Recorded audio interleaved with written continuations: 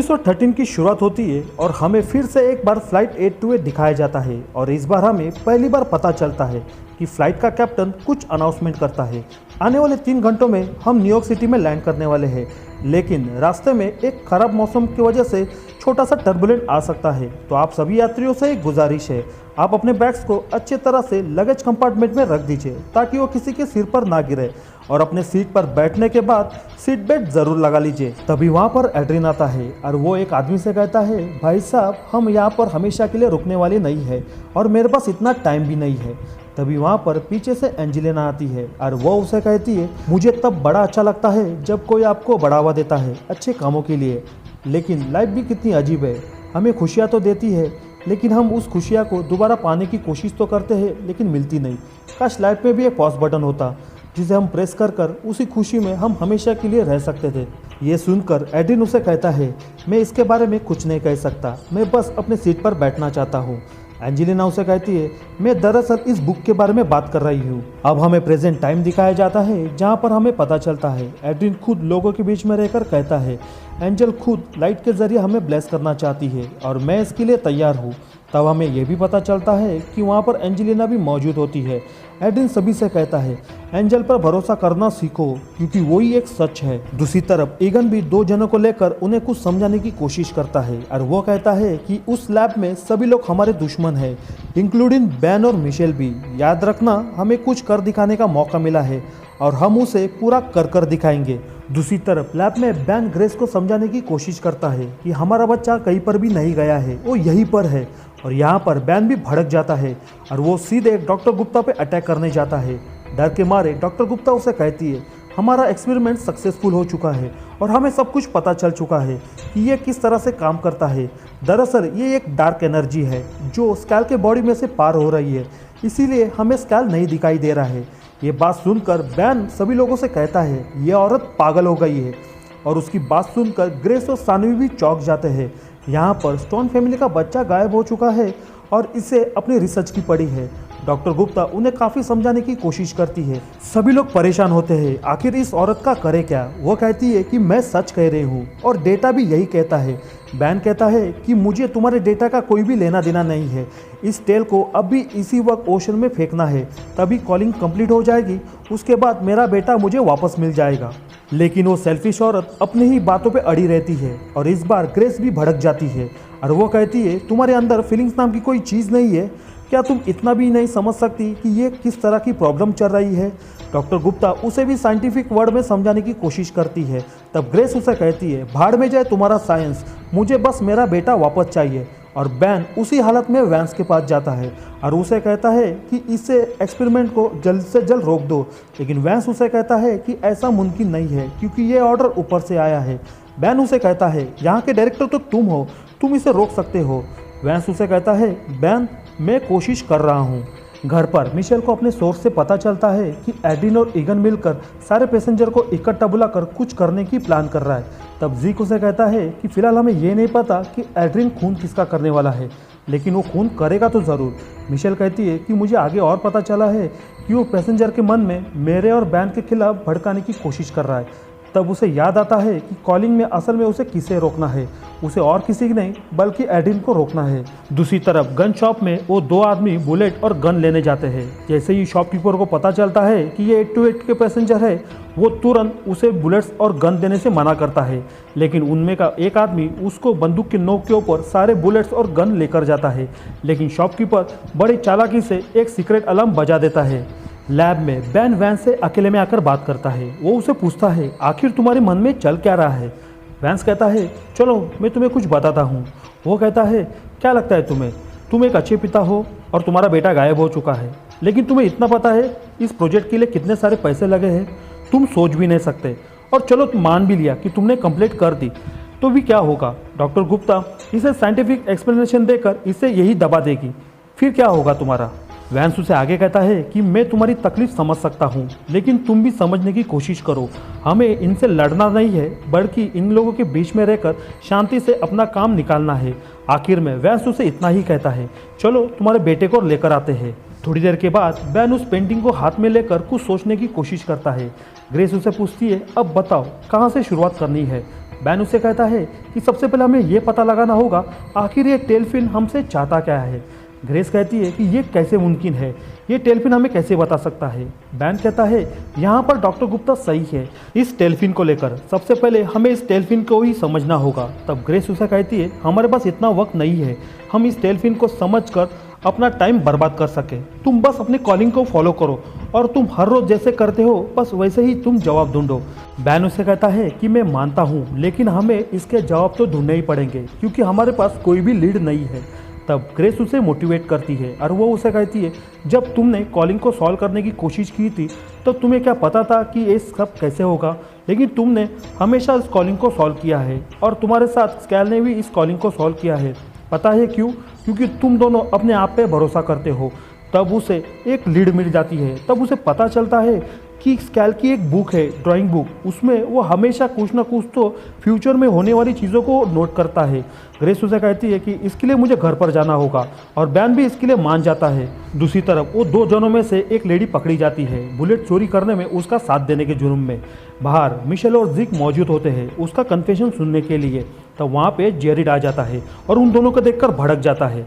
जिक उसे समझाने की कोशिश करता है हमें यहाँ पे कॉलिंग आई थी, हम उसी सिलसिले में यहाँ पर आए हैं, लेकिन जेरिड उसके ऊपर भड़क जाता है और वो उसे कहता है कि ये पुलिस स्टेशन है और यहाँ पे सबूतों के ऊपर भरोसा किया जाता है ना कि कॉलिंग के ऊपर।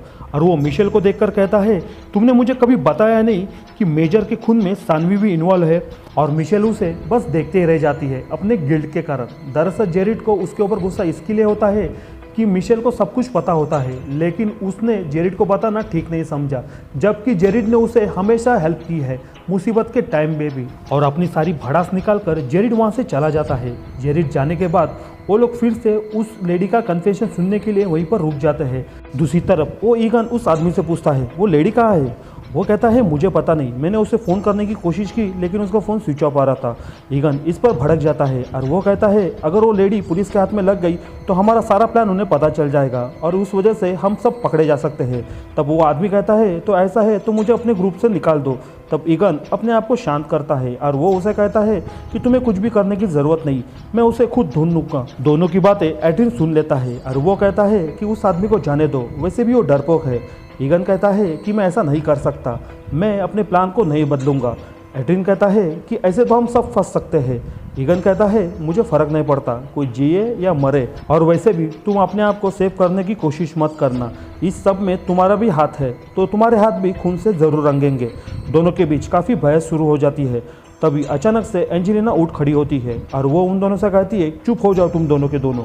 एंजेलिना आगे कहती है हमें आपस में लड़ना नहीं है बल्कि सामने वालों को लड़कर हराना है, और वैसे भी इस सब में से बचे कैसे उसके बारे में सोचना ज़्यादा ज़रूरी है। लैब में वैंस और बैन मिलकर स्कैल को वापस कैसे लाए उसके लिए रास्ता ढूंढते हैं।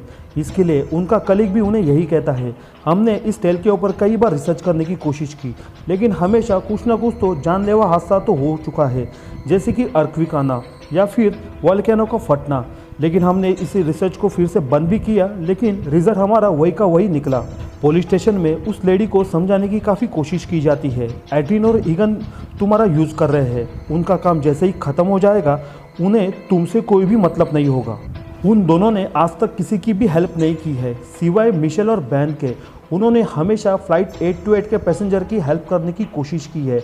हाँ, कभी कभी वो लोग कभी हर जगह पे पहुंच नहीं पाते लेकिन उनका इरादा कभी भी गलत नहीं होता। ज़रा तुम सोच कर देखो, एड्रिन और ईगन बस तुम्हारा यूज़ कर रहे हैं, तो प्लीज़ हमें कोऑपरेट करो और हमें बताओ वो लोग कहाँ पर है ताकि बाकी पैसेंजर की भी जान हम लोग बचा सके। तब वो लेडी उन्हें कहती है वो लोग आइसलैंड के वेयर हाउस में है। दूसरी तरफ ग्रेस घर पर आ जाती है और वो स्कैल की ड्राइंग बुक ढूंढने लगती है और इसमें ऑलिव उसकी हेल्प करती है। ड्राइंग बुक तो उसे मिल जाती है लेकिन उसके पन्ने कहीं गायब हो जाते हैं। थोड़ी देर में पता चलता है कि स्कैल ने उसे जानबूझकर फाड़कर एक ड्रॉअर में रखा होता है ताकि ये जब भी अपनी मॉम को मिले तो वो लोग कुछ सोचकर इसके ऊपर डिसीजन ले। ग्रेस उसके फ़ोटो क्लिक कर बैन को सेंड कर देती है। लैब में सारे के सारे लोग उस फोटो को सॉल्व कर समझने की कोशिश करते हैं। तभी उनका एक साथी एक रिपोर्ट लेकर आता है और उसमें भी किसी लाइटनिंग का ही डिस्कस हुआ है। वो ये कहता है, तब सानवी का दिमाग चलता है और वो कहती है कि हो ना हो ये भी एक लाइटनिंग की स्केच है। और हमेशा की तरह कहानी में भी एक विलन आता है। वहाँ पर डॉक्टर गुप्ता अपने न्यू डायरेक्टर के साथ वहाँ पर पहुँच जाती है और उस डायरेक्टर का नाम होता है जिमेर और वो उन लोगों को वहीं पर काम रोकने कहती है। दूसरी तरफ उस लेडी ने बताए हुए जगह के ऊपर NYPD के लोग पहुंच जाते हैं और वहां पर उन्हें कुछ भी नहीं मिलता सिवाय पैसेंजर के नामों की लिस्ट के अलावा। लैब में अपने न्यू डायरेक्टर को सभी लोग समझाने की कोशिश करते हैं इस ड्राइंग का मतलब क्या है और वैंस भी उसे कहता है कि इस टेल को हमें फिर से ओशन में डालना ही होगा, तभी सारी चीज़ें ठीक हो सकती है। लेकिन डॉक्टर गुप्ता अपने डायरेक्टर से कहती है ये तो बस एक ड्राइंग है जो छोटे बच्चे ने निकाला है और इसका कोई भी साइंटिफिक प्रूफ नहीं है। डायरेक्टर बैन से कहती है कि मुझे दुख है कि तुम्हारा बेटा इस वक्त यहाँ पर नहीं है, मैं समझ सकती हूँ, लेकिन इस टेल फिन को फिर से पानी में डालना ये तो बेवकूफ़ी होगी। वैंस तब बैन का सपोर्ट लेता है और वो कहता है कि मुझ पर भरोसा रखो, मैं भी हमेशा पूरी लाइफ फैक्ट्स के ऊपर भरोसा किया है, लेकिन इस वक्त मैं अपने करियर को इसके लिए दाव पे लगाने के लिए तैयार हूँ। बैन भी कहता है कि इस काम में मेरी वाइफ और मेरी बेटी भी मुझे हेल्प कर रही है, तो आप हमें कुछ समय दीजिए। और ये सब सुनने के बाद डायरेक्टर भी कुछ पल के लिए मान जाती है। घर पर ऑलिव और ग्रेस उस ड्राइंग को सॉल्व करने की कोशिश करती है। तभी ऑलिव को एक डाउट आता है, भला कोई ड्राइंग में काला कलर क्यों भरेगा, और यही सोचकर वो काला कलर को निकालने की कोशिश करती है। तब उसे कुछ लिखावट मिल जाती है और इसी कारण वो पूरे ब्लैक कलर को उस पेपर में से निकालने की कोशिश करती है। फाइनली उन्हें कुछ ड्राइंग मिल जाती है। ऑलिव तुरंत उसे बैन को सेंड कर देती है। डॉक्टर गुप्ता और सारी टीम मिलकर उसे देखने की कोशिश करते हैं और समझने की कोशिश करते हैं। फाइनली डायरेक्टर उन्हें कहता है ये सब पागलपन है, इसे अब भी रोक दो, और डॉक्टर गुप्ता को ऑर्डर देते हैं कि अभी इसी वक्त अपने रिसर्च को फिर से स्टार्ट कर दो। और यहाँ पर कहानी में एक ट्विस्ट आ जाता है। डॉक्टर गुप्ता उस स्केच को ध्यान से देखती है, तब उसे पता चलता है वो लिखावट दरअसल संस्कृत में होता है और ये एक मैसेज है जो डॉक्टर गुप्ता के लिए होता है।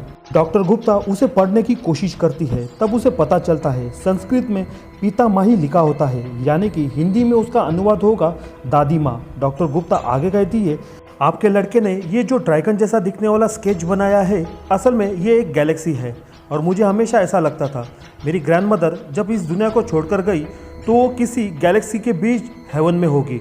और ये कहते कहते उसकी आंखें भर आती है, मानो उसने सच को अपनी खुली आंखों से देख लिया और वो उसी पल उन लोगों के साथ मिलकर काम करने के लिए रेडी हो जाती है। डॉक्टर गुप्ता का ऐसा एटीट्यूड देखकर डायरेक्टर नाराज़ हो जाती है और वो वहाँ से चली जाती है। सभी लोग फिर से एक बार काम करने लग जाते हैं। बैन सभी से ये कहता है कि हमें ये पता लगाना होगा कि ये गैलेक्सी है कहाँ पर। डॉक्टर गुप्ता उन्हें कहती है कि ये गैलेक्सी ईस्टर्न हॉरिजन में है और ये कंफर्म करने के लिए वो लोग कंपास का भी यूज़ करते हैं। बैन उसको लाइन से ड्रॉ करता है। फिर हमें ये भी पता चलता है कि आइसलैंड आसपास में ही है, जो फिलहाल अभी वहाँ पर मिशेल और उसकी टीम मौजूद है। दूसरी तरफ उस वेयर हाउस में सभी लोग चेक करने लगते हैं कि यहाँ पर क्या मिलता है। तब उन्हें ब्लूप्रिंट मिल जाता है। पता लगता है वो किसी के घर का ब्लूप्रिंट है। मिशेल देखकर ही बता देती है इस घर के ऊपर अटैक होने वाला है, मानो कोई ना कोई तो इसके लिए टारगेट बन चुका है। और यही बात डिटेल में कंफर्म होने पर उन्हें यह भी पता चलता है कि वो लोग 2012 एमीवुड ड्राइव जहाँ पर यह घर है उसी घर के ऊपर अटैक होने वाला है। स्टोरी काफ़ी इंटरेस्टिंग मोड पर आ चुकी है, लेकिन वीडियो का टाइमिंग ज़्यादा होने लगा है, इसलिए मैंने इसे 2 पार्ट में डिवाइड किया है। तो आप सभी से एक रिक्वेस्ट है, आपने अभी तक चैनल को सब्सक्राइब नहीं किया है तो प्लीज़ चैनल को सब्सक्राइब कर देना और बेल आइकन को प्रेस कर देना, क्योंकि आने वाली वीडियो की नोटिफिकेशन सबसे पहले आपको मिले।